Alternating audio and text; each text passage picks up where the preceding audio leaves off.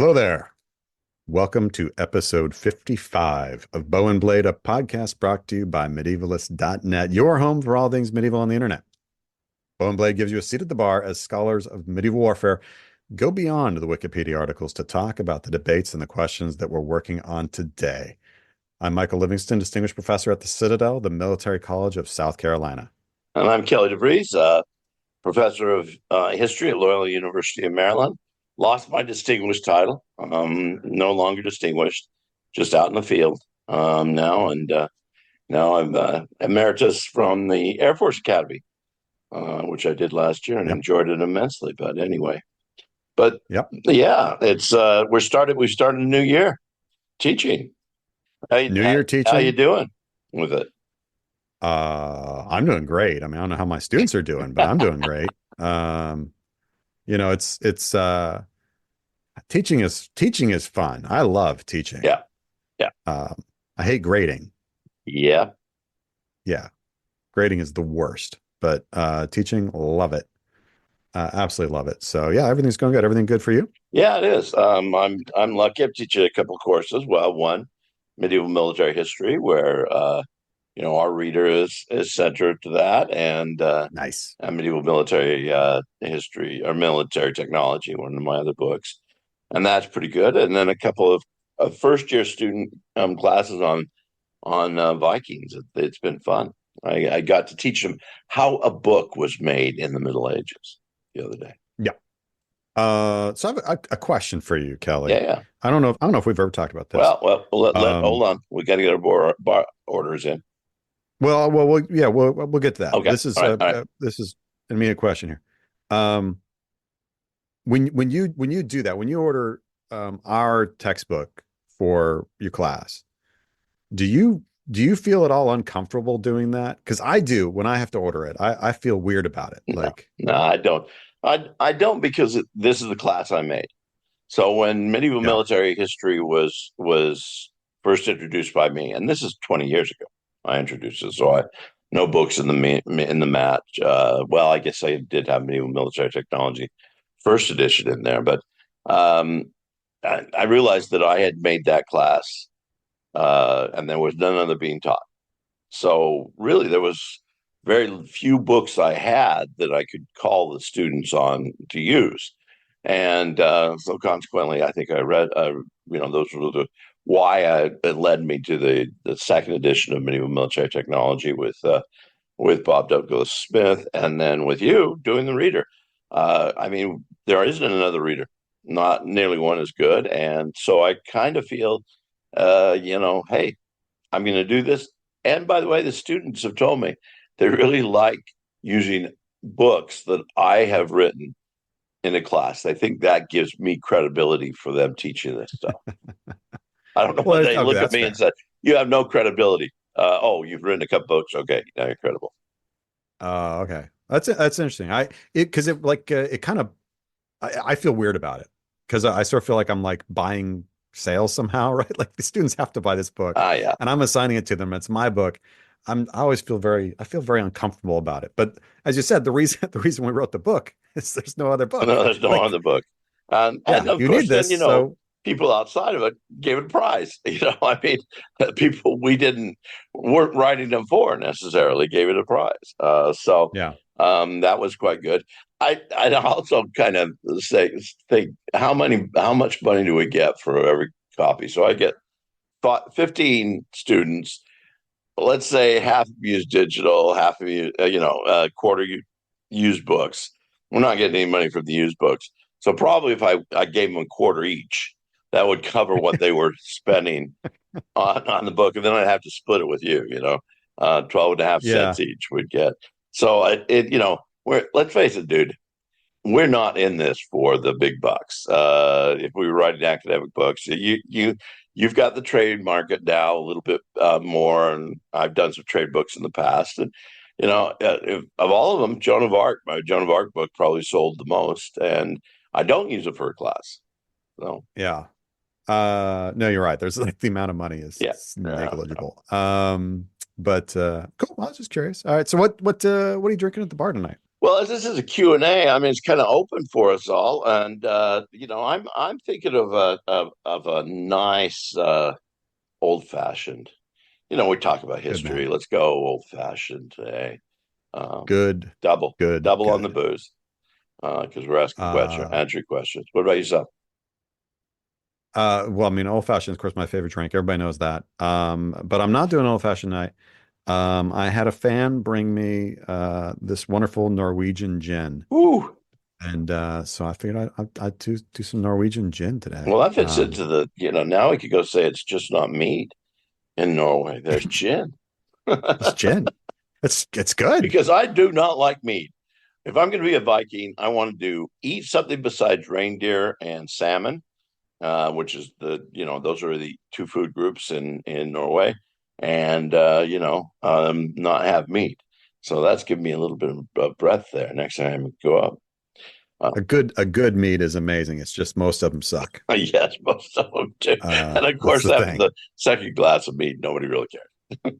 No, well, yeah, you're gonna care tomorrow Yeah, is what's gonna happen. at that point, the Vikings are saying, "All right, where am I going to fall and sleep the rest of Bad the night stuff. out?" Bad stuff. Yeah, as Kelly said, it's Q&A week, and we got a good set of questions and answers. Uh, in fact, we have some at least one really good one that we're like, well, should we answer this? No, let's do a podcast on that. Yeah, yeah. So So the next one, yeah. so yeah, who was that? Whose was that? Let me look this up real quick so I can just give you a shout out. All So right, all right, yeah. we didn't ignore No, didn't your ignore. In question fact, is we're going to go for a full sequence. Greg. Greg Bardwell, out of Australia. Good day, Greg. I'm sure that never gets old hearing that kind of joke. No. Asked us some great questions about the Battle of Loos in Mhm. 1264. And Kelly and I were like, you know what? Like we just should do that. So Yeah, that's actually gonna be the next episode is that battle. So Simon de good job, Greg. Montfort's are just littered throughout history. We might as well do one with a Simon de Knock one Montfort. out.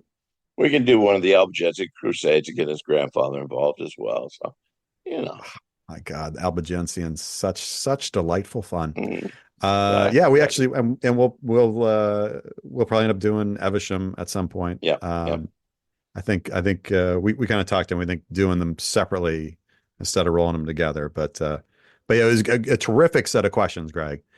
Terrific set of questions, and we will get to them, but yeah. in a different episode. About a week. Greg, don't get eaten by a crocodile before then. Ah, see another bad Australian joke. Come on, come on. Yeah. Have you ever been to Australia? No, no, I've been invited several times, it just hasn't worked out.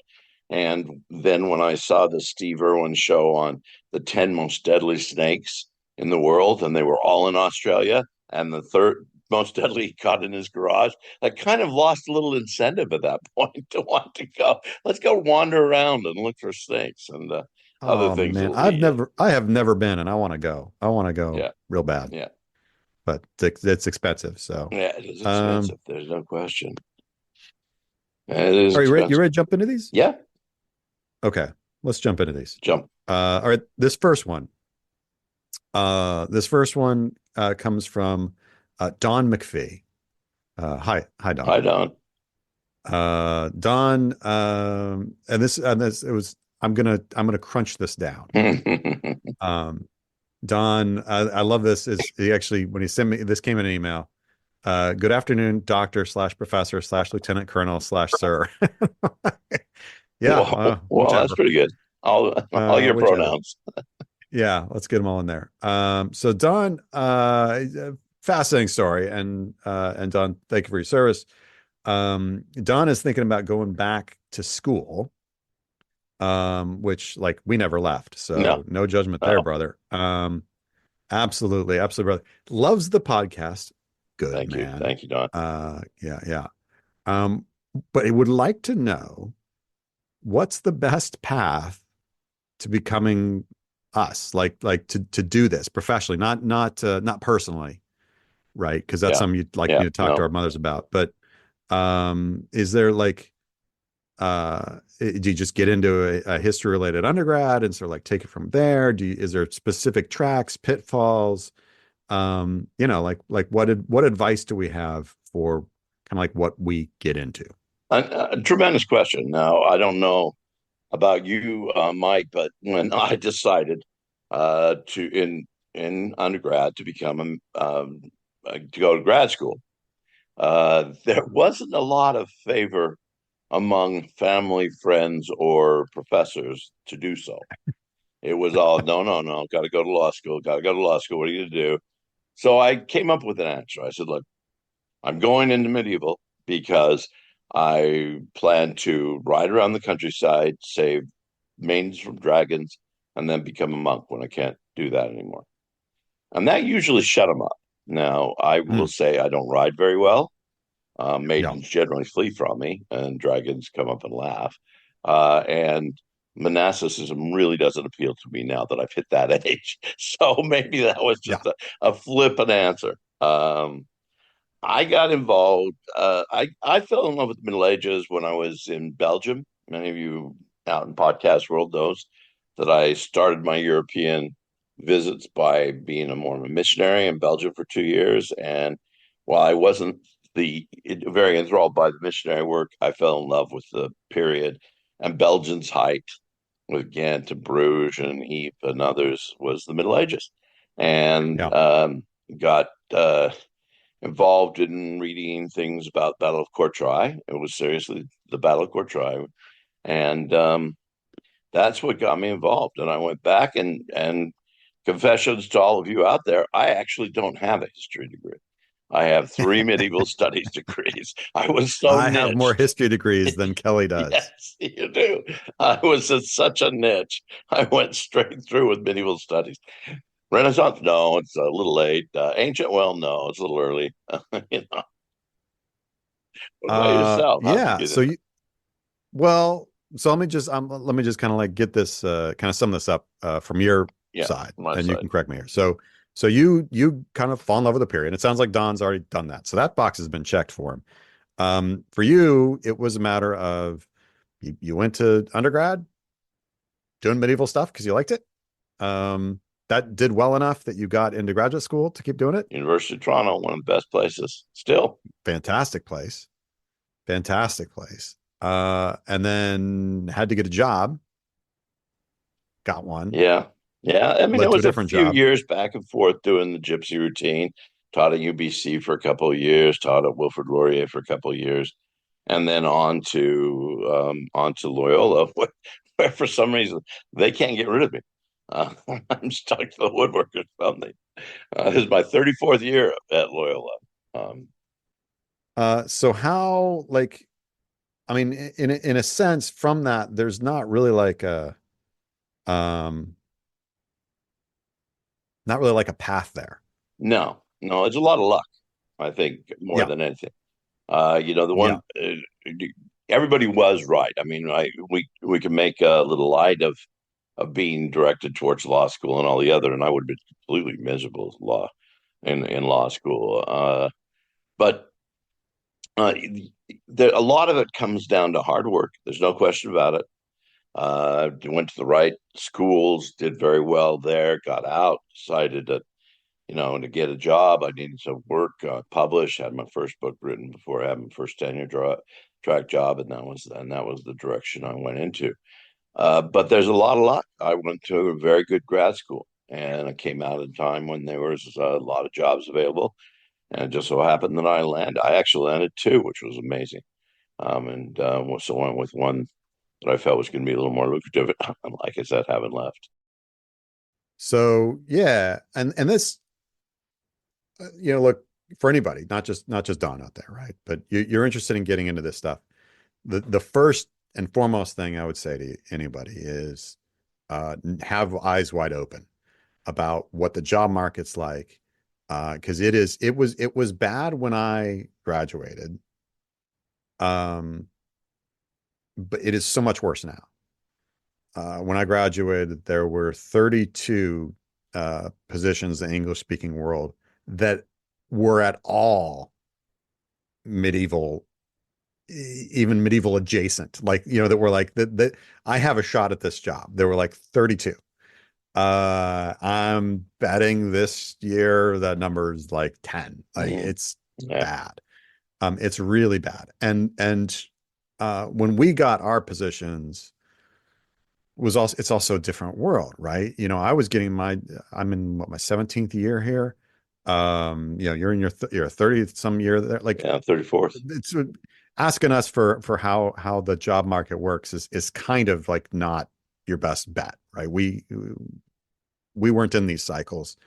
Obviously, we kind of know what we're looking for on hiring committees and that sort of stuff. But yeah, what's the experience like as an applicant? We haven't been in those shoes for a while. How did we get these jobs? I mean, I'm quite similar to you, Kelly. We've talked about this before, that I kind of loved history. Um, uh, Went through graduate school. Um, Ended up not in history. I ended up with an English degree, even though I'm basically known as a historian. But my big thing was I decided I was going to specialize. My sort of special card I would have in this horrible market would be a niche thing of paleography. I would become a trained paleographer, and that would enable me to have this special thing that other people wouldn't have, and allow me to stand out and allow me to do research work for the history stuff I love in a more kind of concrete way. So like that was my thing, and that led me into English because that's in the U.S. that's an English degree. It's not like in Europe, but here that's paleography is an English degree. I don't know how that happened, but that's how it happened. So that's what I did. But it was there was a lot of luck, as Kelly said, a lot of luck. Why both Kelly and I have been passed over for jobs. Hmm. Um, Yeah. like, yeah, why were we passed over? I have no idea. I guess a couple of them I do know Yeah. why, but for the most part, you don't know why. And why did I get the job and somebody else didn't? I don't know why. All that is very lucky. The only thing you can control is your your work ethic, how you're treating people, uh, what you're doing with your time. And I think both of us were very early on, like, I have to like put my nose to the grindstone, and that's what we did. No, Your first book came out, you were still working your degree, yeah? no, I was finished, but I was at the Okay. my first article came out, and I had finished my degree yet. In fact, I think three came out before my PhD was actually in hand. But the book, I had a very good mentor in both at graduate school, but I had my first professor at University, uh, my first chair at the University of British Columbia was Dick Unger. Dick worked in similar fields. He did history of technology, although he didn't do warfare. It was he started out doing building arcs and building boats, and eventually going on to beer making. So very science and technology. And he pointed out to me, there's no book out there that is for medieval military technology. So you are really working in a vacuum. So the thing is I think we have to add to this is you listen. You listen Hmm. to people who say, who give you good advice. And that was one of the best advice I had is, you go out and you have to write something to jump off from. And that was my first book. It did very, very well, and that was really what it was that spurred me on. At the same time, and Mike and I know this happens all the time. Once you get in, once you get into graduate school, and once you're looking at stuff, and once you're looking, and then later when you're looking to publish things, go with the go with the popular things. We get so many young people, unfortunately, get hampered by doing dissertations that mean nothing to anybody else, and that do something that's popular. You've got to go convince a history department or English department or medieval studies program that you can do many things, Yeah. not that you get involved in some little niche subject and that none of them know anything about. Was often interviewed by an American historian and an African historian, an East Asian historian. they had no idea what the Middle Ages was. They didn't have chronologically what the Middle Ages was. And so if you come in, and I was very fortunate in what I was thinking about doing, although there was some anti-war, anti-military history sort of thing going on, just having that, just recognizing that this was something going to appeal to the students, helped them then make it easy for me to get that Mm. job. Yeah. Yeah. I mean, ultimately you're selling a brand. Yeah. And that brand is you. And how do you want that to look? What is its qualities? I mean, my dissertation could not have been more specialized and ridiculous. Hmm. Because my dissertation was on the Middle English metrical paraphrase of the Old Testament, which is as niche as you can get. Yes. But but the reason it was that was because I knew that I would have contract. So I knew that the book version Mhm. of that was going to be my first book. Well, my first book after being hired. I actually when I went on the market, I had essentially two books in hand, and quite a few articles, because I knew the market's horrible. So I actually delayed finishing my PhD by 1 year in order to make sure that I'd have a book in hand that I could walk into Yeah. interviews and be like, yeah, and here's a book. And I can tell you that that my next book is already under contract. You'll have a book from me like when I get there. Mhm. And so I like that was I call this to my students. I say, think mercenary, like, be a mercenary. Like what can I do to Yeah. set myself up? And yeah, whatever that is, be as Kelly said, also listening, like what doors are open, Yeah. and if they're open, like maybe think about going through them.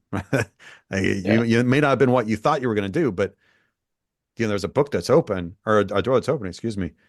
I mean, try it, try it. It's enormously frustrating to hear young scholars. You and I both heard Yeah. scholars say this kind of thing, where there's an opportunity and they go, well, but it's not really exactly my thing, and so I'm not going to try it. I'm not going to take you up on that offer or whatever. Like, what are you doing? Like, what are you doing in this business? The answer is basically yes. It's like the old uh, saying about, the casting agent says, well, I got the perfect job for you. It's the absolute perfect part. It's gonna, like, Oscar. This is everything. This makes your career. You cannot be more. You're gonna love this. You're gonna love this. You do know how to ride a horse, yeah? And your answer is Yes. yes, I know how to ride a horse. And you get off the phone and then you go learn how to ride a friggin' horse. Like, Yeah. that's what you do. So yeah. I do But a remember lot of it's luck. Bernie Backrack, who unfortunately has left us now, but Bernie was always good in this sort of thing. And I remember there was a conference and they were going to invite us to a conference fully paid to Europe the next year. And one of the people among us said, "Oh, well, I don't think I can do anything for that conference." And Bernie turned to her and said, "Yes, you can. You can absolutely do anything. it's a full ride, wholly paid conference to Europe. Yeah. Do whatever you need to. Just Yeah. change yourself to fix something in, and Yeah. that's the answer. If you're in a niche subject, see, I would suggest you didn't do a niche degree because you did both translation and editing and a study, an English Well, study.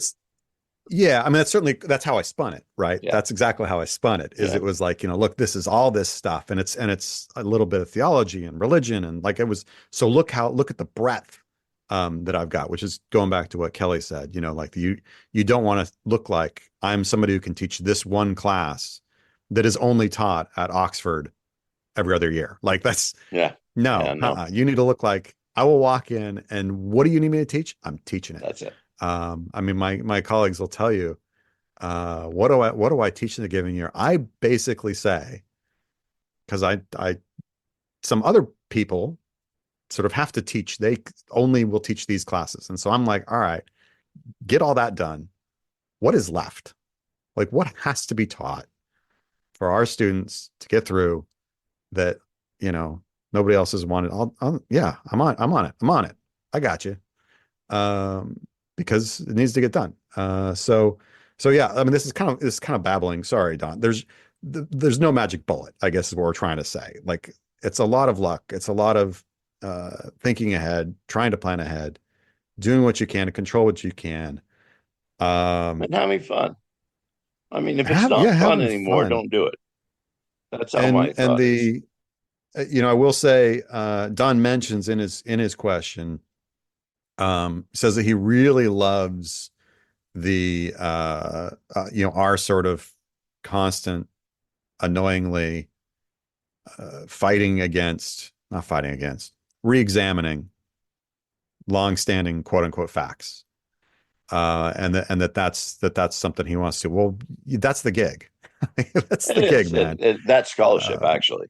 yeah, Uh, that's the yeah, gig. So get in the business, and that's what you do, or at least what you're supposed to be doing. yeah. You don't go Uh, outside and look at the sun and say, "Oh, it's dark outside." I mean, you don't take that, yeah, yeah, yeah, but you find. I yeah, mean, every one of us starts out with what in the biz we call the status questionis. yeah. What is the state of affairs at this point? Who's thinking what? And there's some fun ones to pull out. I mean, there's going to be some of you listeners are going to be amazed that I say when I say these two names because they were greats. But we always start out, well, Delbrook says this or Oman says this, and then we immediately says, and by the way, it's wrong. Let's go down. Oh, Yeah, this is our idea. Uh, yeah. Mike picks closer targets. He goes, "Oh, the guy down the road is the down in the next row in a conference is wrong." So we'll just go that way. I'm not. I'm only if he's wrong. I wouldn't. I'm not doing this just to Only if like. he's It's wrong. just Oh, that's true. That's true. And yeah. but Come on now. scholarship is made to be redone. And Yeah, if you look at it and you have a different idea, uh, run with it. And yeah. if it doesn't come out, go to another idea. If it doesn't serve your purpose, go to another idea. But you're going to have a great discovery out there. Yeah, and you again, it's just eyes wide open, right? I mean, the Crazy book happens. I almost positive probably said this a couple times on the podcast, and if so, I apologize. I don't know who I've told what to. It's all right. The Crazy case book happens because I have an idea about how the Battle of Agincourt functions. That I want to go visit the field. Kelly and our friend Bob Muslim Savage have meanwhile wanted to go visit Agincourt or visit Crécy, I guess. And it was like, oh well, these are next to each other. Let's all go. Let's just go together. We go to Agincourt. We're at that battle site 5 minutes, and I'm like, well, my hypothesis is dead. Like Yeah, just yeah. gone. Crazy too with mine. And then yeah, we go down the road to Crazy, and Kelly's like, and here's this idea, and that one did not take 5 minutes, No, that was but by the end of that day, it was like, yeah, that's not right. And of course, then that night I go back and I'm like, I don't even think we're in the right spot. But that's right. um, Yeah, I think but Bob and I went back and drank, and you went to your computer, started looking at old maps. let me just start doing the work. Do we check Um, Mike Bob? Do we check him? You should think we check he's in on him? Is ailing he here? okay? I mean, he seems to be a real concern about old dusty maps here all of a sudden. And Dusty maps. He's reading things in Latin and Old French. I don't know what's going on. we're reading labels Uh, of bottles. So, but that's a lot of times, you have this kind of like, this is my idea, this thing I'm going to try, and then you try, like, that doesn't work. Like, okay, like that's okay. Uh, the number of books that we could have written is much larger than the ones we did, because those other ones didn't work out. Like we started working on that oh idea, yeah, that didn't work. yeah. And one of the So things also, I mean, we just had an example of this is travel. Go see the places. I remember running when I was very young scholar, running into John France, who'd just written a book called Victory in the East about the first Crusades, and he told me, he says, by the way, I walked the Crusade um, route, and I said, what? I mean, that was 1,000 years ago. How would that tell you anything? Because you'd be surprised how much it told you. yeah, Well, that was all I needed. I mean, this was actually I was traveling already at that point, but this now gave me new incentive to go out and find things. And same thing then with Tracy and Agincourt, with the three of us Yeah. going out there. And Bob was no savage, let's face it. He's fun to take around. He doesn't think like us. Just a delight. Just a delight. Yeah, So yeah, Don, if you have follow-up questions, just send them. by all But means. there's By all means. kind of a general, to some degree, incredibly unhelpful viewpoint of how things work. But Take the we leap, appreciate you writing in. be risk, take a risk if you can afford it. If you're not responsible for others, try some things out. Yeah, yeah. So yes, thank you for the question. Well done, well Absolutely. done. All right. Take us down memory Um, lane here.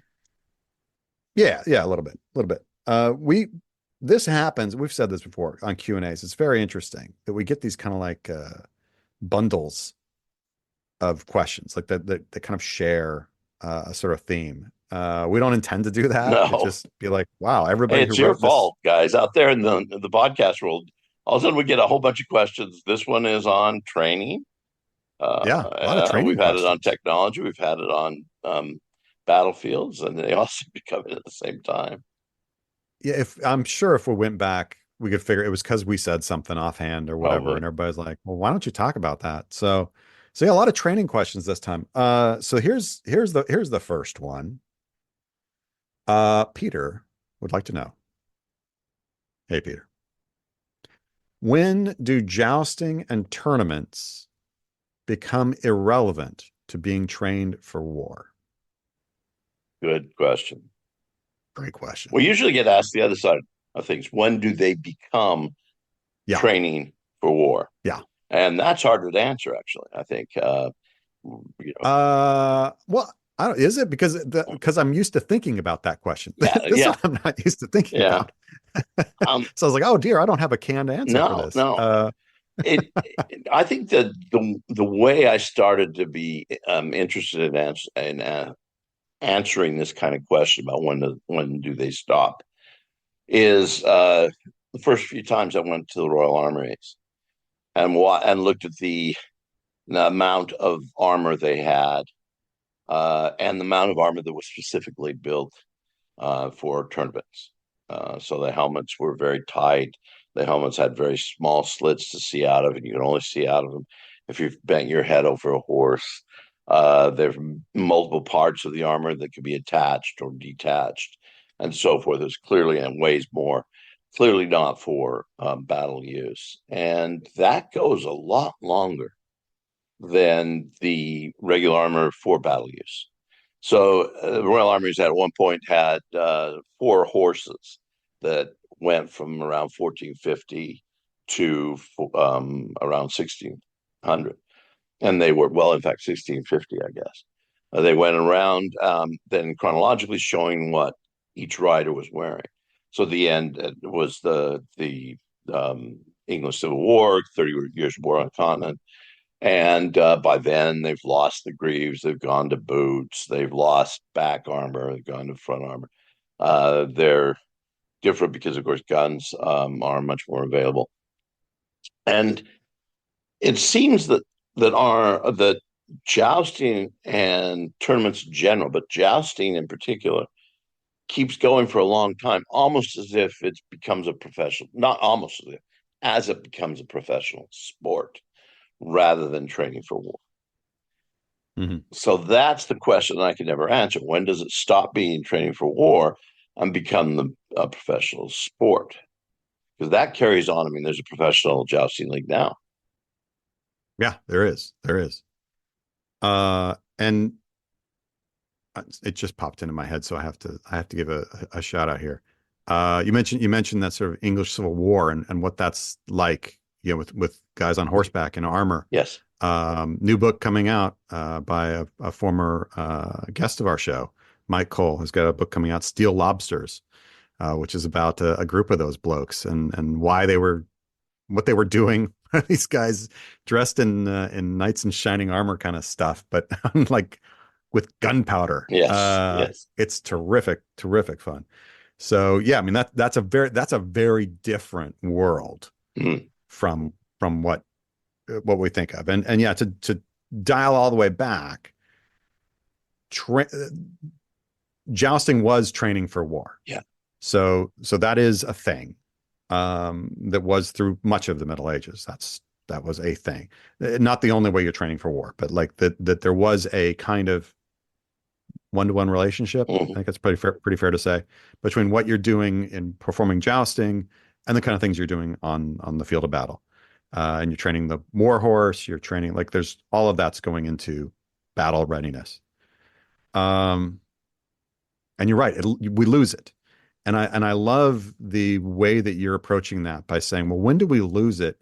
Well, when is the stuff that they're wearing Yeah. no longer useful in war? Yeah. Like what some of what you're experiencing may be, but if you're not wearing the same kit, you're kind of not training anymore, right? The training involves the things. There's a reason, like when we're training astronauts, we make them wear the spacesuit even though they're not in space, like because it's kind of a necessary part of the whole gig. And the same thing is true here. If this is training for war, you're wearing the same stuff you would wear, generally speaking. When do we lose that though? Is it still there? I'll give you a for instance date. Henry VIII. The Field of the Cloth of Gold, 1520. Yeah. Major jousts. Like this is an incredibly big deal. Um, is that And that's an interesting one to bring up because what a lot of people don't realize is that Henry VIII shows up on at the Field of Cloth of Gold, and of course this is a fashion show as well between these two yes, kings, between Francis and himself.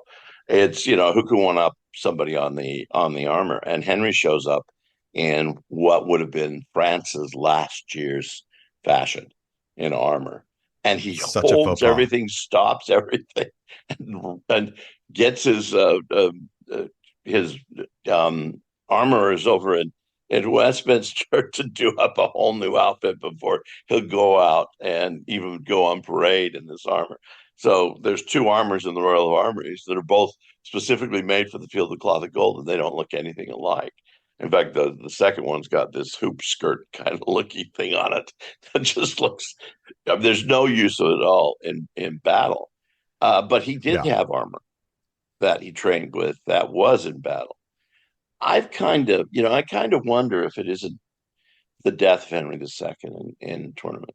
So here's the French Henry II. French Henry II, right after the battle, right after the 1559 um, Italian War settlement. One of the piece that keeps, because they keep ending these Italian wars with various peace treaties, and then they're back at it 3 months' time, or back at it in 6 months' time.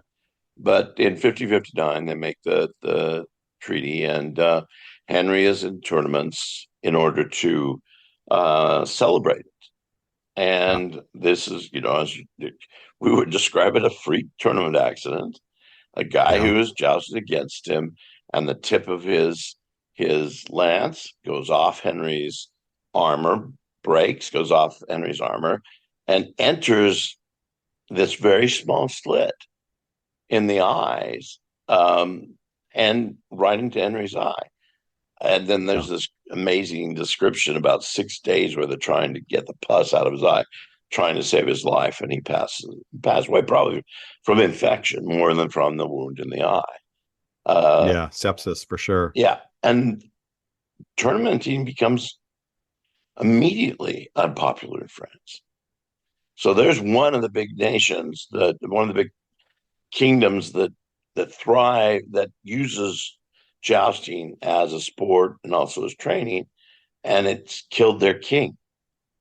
Yeah, And those who are left behind, even though he leaves a lot of children, and Catherine de Medici, his wife, it doesn't turn out well. So within a generation, that death has become very significant, and it falls off at that point for training for war.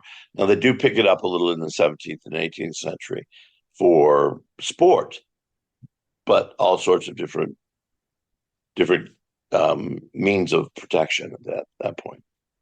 yeah, for sure. And you're absolutely right. I mean, the 1559 death of Henry II is like a really big deal as far as like a moment in jousting history, as it were. And that it does precipitous decline in jousting afterwards. Obviously for very valid reasons. Yeah, Uh, but I, like even what he's wearing at that point in that joust is not like war kit. It's it's jousting jousting. Yeah, kit. And so, even I think even at that point, again, like how do you define, is it being used for X or Y? That it's like jousting itself. I mean, even already at that point, I would kind of be like, if this is a sport and not training for these guys. I mean, there's always going to be some training element, and you're having to control the horse, and that's something that carries over. But even at that point, our kit is not really military kit; it's jousting yeah, kit. jousting. Um, There are but some in France at that period that are still jousting in war kit and still using a little bit on training for war. So it really does a double duty of removing that aspect as well as yeah, making jousting a sport a little so bit less. so somewhere in there ish. But it's a good question. It's Yeah. you know, it's like the question about chivalry. When does when is Victorian chivalry the same as what medieval chivalry's N- practicing? And no. no, it isn't. Absolutely not. But it's still that's But almost a nostalgia type of a kick. yeah, And yeah. The no, but if you said that, Mike, you have to argue that it is, I could. yeah, yeah, I could yeah. make it work. Dick Corporate might come up and slap you for that one. You being a Yeah, it Rochester. would. Oh God, I'm hoping I'm going to see. I'm giving a speech in Rochester in November. I'm hoping I get to see Dick. Excellent. Yeah, we'll Um, tell him hello. Dick is Such a another good one of man. these mentors you listen to, like Bernie Backrack and John Yeah, France. yeah, The excellent advice that he gave me on a number of occasions, I'm sure gave you as well. yeah. So Oh my, whoa. My time in Rochester, like it's unreal. Like that I had on the daily, like Russell Peck, Dick Kuiper, Tom Hahn, like Sarah. It was just amazing. Alan Lupak in yeah, the we're going back. Romans We're Library. going back to the first question again, but I like My hitting that God. All memory right. trail Sorry. because Sorry. yes, Sorry. graduate school was the best time of my life. And I met several colleagues say, no, it was terrible work and terrible hardship. And I was think, are you kidding me? I've never enjoyed something more than I enjoyed I loved it. that. Yeah. I loved it. We both loved it, which honestly probably does have a lot to do with how like we love what we're doing. Hmm. This is not, I hope that comes through on the podcast. This is just like a couple of blokes just yapping at each other Yeah. about stuff. We would yap at each other whether we were recording or not. So Now I've never, so, going back on that, back to kind of a melding of the two things, I've never jousted myself. That's one of the things that I think if I was younger, I would have wanted to do. I did get put into armor at the Royal Armouries. Kay Smith came up to me and we were walking through the Wallace collection in London. If you haven't been to the Wallace collection in London, great armor, gotta absolutely go. amazing armor. And we're wandering through that, and I'm asking all these questions about armor, and Kay says, "It appears to me that you've never worn armor." Like I was the only one. I'd never worn Yeah, armor. I'm the only one you weirdo. weirdo. So I got dressed in armor, and that was an education beyond belief. And that's what I think. Also, this kind of idea of, well, we've got different kits of different armors for jousting and different armors for war. And at what point are they starting to separate? And they start to separate even in the middle of the 15th century. So, good question. Y'all graduate students get writing that book on that, huh? Yeah, exactly. Um, okay. Another good question. How much training do soldiers have? At Crecy, you talked about Edward sending the Black Prince out, and then he goes out and fights. He goes out and does it. How did that work? And use the Black Prince as an example is probably he's an anomaly. He's like Yeah, using Joan of Arc on this. He's 16 years old. He's in the battlefield, and Dad gives him a command. Dad, obviously knowing that the Black Prince has, what we will see for the next 40 years in the Hundred Years' War. He has a special ability and a special leadership quality to be able to go beyond just the training in arms and armor. It's as I mean, as I read it, there's different levels, and most of them have to do with different statuses in social status and economic status.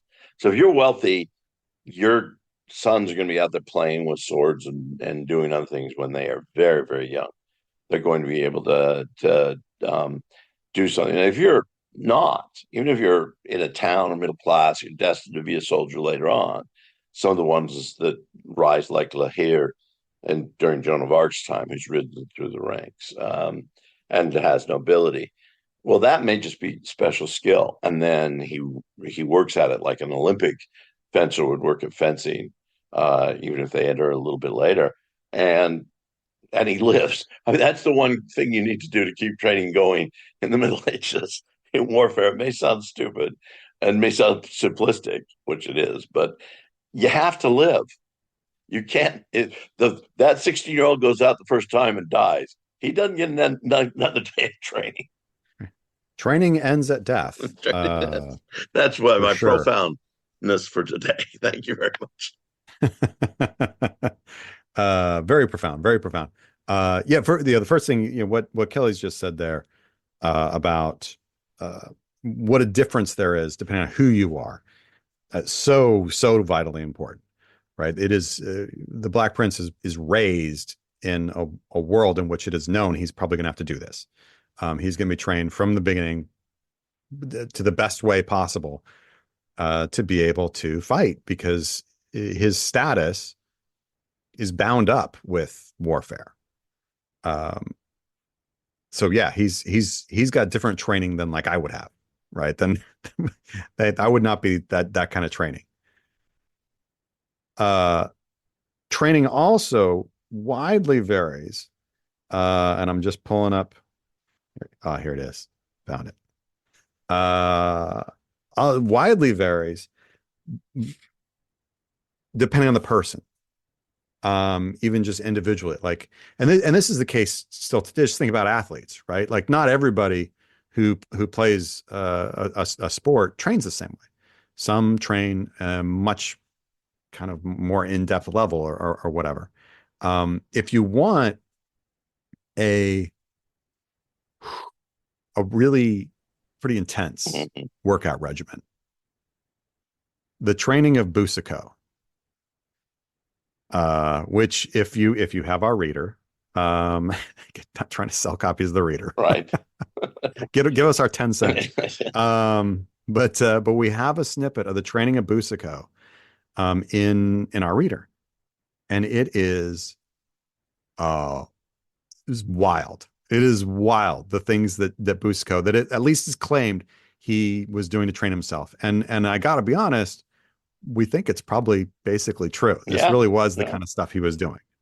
Even though what we're getting is a very kind of hagiographic account of Boucicaut, it pretty much checks out. And it's like he is working out. Imagine whatever workout you're doing: jumping jacks, push-ups, sit-ups, doing the stairs. He's doing all those things, but he's doing them in full armor. Carrying as much weight as he can. It's like now here on campus, my cadets running with sandbags on their shoulders, right? So you carry sandbags on your shoulders and run, and it's training you to have that weight of like a ruck. They just like put sandbags on their shoulders and go to town. Similar kind of thing. It talks about he would train himself to leap fully armed onto his horse's back. So if he had to get on his horse in full armor, he could do it. On other occasions, he would go long runs on foot to increase his strength and resistance, or he would train for hours with a battle axe or a hammer to harden himself to armor and to exercise his arms and hands so that he could easily raise his arms when fully armed. Doing such exercises gave him a physique so strong that there was no other gentleman in his time who was so proficient, for he could do a somersault fully armed but for his bassinet, and he could dance equipped in a coat of mail. I guess I'm worried about his helmet falling off when he's in the middle of the summer. Yeah, you don't want to Except leave for a bassinet. bassinet. I I'm love sure that. that Like added few pounds of a bassinet did not yeah. stop him. It's like I just love the truthfulness. But he couldn't do it with the bassinet. Let's be fair. Yeah, let's be Like, fair. okay. Yeah, yeah. The problem with Um, it falling over but his eyes, he doesn't know when he's coming down to land. but yeah, you can kind of see, and it goes on to talk about he would do wall climbs, sort of like where there's two walls facing each other, and he would like climb up between them, pushing on either side. He would climb right to the top of a scaling ladder, a necessary skill, like you're going to scale walls, right? Use a scaling ladder. You got to be able to climb the ladder in your armor. He would do it um, on the underside, hanging off the underside of the ladder. So he's got his full body weight he's having to hold on. And of course, if you think about it, so not only kind of like training, like I'm overtraining for what I actually need to do, but also if you're on the underside of the ladder, you'd be harder to hit. So that's legit Yeah, as well. yeah. Um, yeah. So this, like, I mean, that's an example of one dude, but also Busako he's a nobleman's son. Like he's got the money for the stuff. Yeah. And you do get, I mean, I get the opinion of Jeffrey Charnay, who also talks about training to be a knight and so forth, that he's doing similar exercises. William the Conqueror is said to have been strong enough, and so he would have been well trained. I mean, we get several of these, but they're all, shall we say, economically able to do these sort of things. Uh, Yeah. I remember in grad school that one of my professors, Father Edward Sinan, asked me for some help because his thesis for this article that was published in Medieval Studies journal back, this would have been the 80s, and it was that Thomas Aquinas used military terminology all the time and actually used Vegetius and used Frontinus. That's what spurred him on, as he found a quote from Vegetius. And because Thomas Aquinas brothers were all soldiers, and so he was being trained at the same time as his brothers, and he went off on a different vocation, as we know. But then I started finding it, and I realized, oh, geez, they are the training for these young people. Now, in this case, it would have been a lesser noble, but still have economic ability to do training and at a young age and constant young age, and that he was trained, even though he himself never actually wielded a sword, so far as we know, or any other weapon, or never wore armor. He got pretty fat. The armor would have had to get very fat, but the training was there, and it had meddled with his chosen uh, vocation of philosophy. So Yeah. I'm that helped me understand the training would probably happen at an earlier age. And now I've come across instances where militias are training more than we ever give them credit for. So even now they're not always good. Let's face it, we did the Battle of Oti, and the Liégeois militias may have been as well trained as anybody that came out and got trounced by John the Fearless, the Burgundian army. So, but they were still training in various things. Right. Right. And yeah, there's very big social, strata here. But when you talk about training, the other aspect, of course, just tactical field command sort of training, right? How is the training happening for getting the dissemination of commands and understanding them and what you're supposed to do? And for that, it's unfortunately one of the sort of more shadowed areas of our knowledge, because it's not the sort of thing that our sources tend to have. How did they call for a retreat? I mean, we know, like, there's trumpets and things like that. We know that stuff happened, and you're watching banners, but I mean, that's all pretty theoretical. Like, it's, You mean it wasn't like like, Monty Python? Run away, run away. run away, run away. So it's one of those things, unless somebody knows of a source somewhere that's like, the semaphore guide to, the Agincourt campaign or something like that. Like, we don't have that. And it would be fascinating to see, just because it would fill a hole in our knowledge base. The other fascinating thing about it is it would tell you a lot about the level of training that they had, right? What kind of commands were they expected to hear? How were they expected to hear? How were they expected to obey? The kind of a big, don't know. Not with the kind of specificity we want to know. Circling back to the Black Prince, though, he knows, and Edward III, his father, knows this is the man who's going to be taking command on the battlefield at some point. Now, maybe Edward recognized that he even had a special ability to, because not many sons of military leaders went out at 16 and led the troops. And even though Edward berates him at the end of that because he Yeah, because went he out too screws up. far. Yeah, he screwed up. Yeah. That this is, that Edward would have been brought up with the knowledge that he would have to be tactically and strategically sound or trained, as well as trained in armor. Yeah. Well, Henry V, same thing, Yeah. right? Henry V at Shrewsbury is 16 years old. And that's not shocking. I mean, it's shocking by our standards, but like for what he would been raised to do, that's Yeah. what the hell you're supposed to do. Get out there, kid. Yeah. And even Maximilian of Germany later on, the Yeah. Holy Roman Emperor to be. I mean, he's trained early on too. As I like to tell my cadets, Boy Scouts were different in those days. So so hopefully that answers your question. Do we have time for another one? We got time for another one, don't Time we? for another one, sure. Time for another one. All right. Kind of relate because you sister mentioned. How were soldiers selected for the militia? Or for infantry, for cavalry? How did people get into these different categories of soldierly stuff in the Middle Ages? Yeah, that's a great question, and one Yeah. that I Depends on where and when. it does depend on where when. The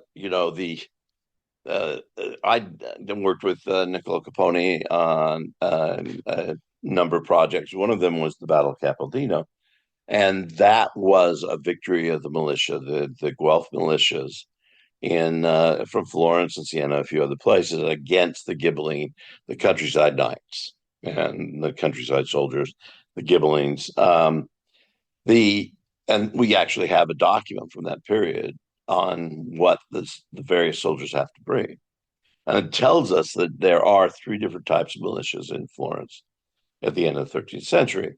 One is infantry. That's what we suspect. That's what we expect all militias to generally be in our research of medieval history. But there was also cavalry and crossbowmen.